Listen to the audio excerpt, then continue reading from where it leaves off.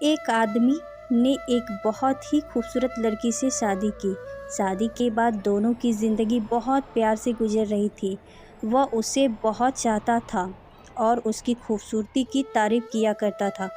लेकिन कुछ महीने के बाद लड़की चर्मरोग स्किन डिजीज़ से संक्रमित हो गई और धीरे धीरे उसकी खूबसूरती जाने लगी। खुद को इस तरह देख उसके मन में डर सामने लगा कि यदि वह बदसूरत हो गई तो उसका पति उससे नफ़रत करने लगेगा और वह उसकी नफ़रत बर्दाश्त नहीं कर पाएगी।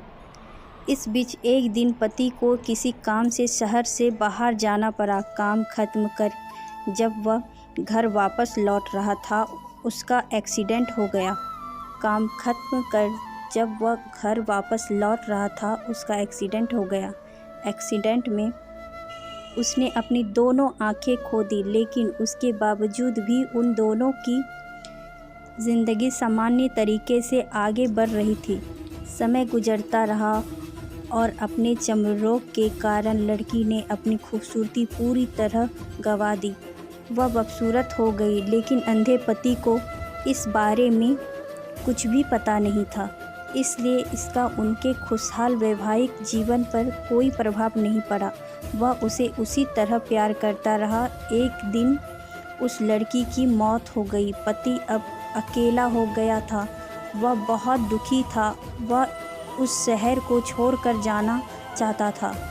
उसने अंतिम संस्कार की सारी क्रियाविधि पूर्ण की और शहर छोड़कर जाने लगा।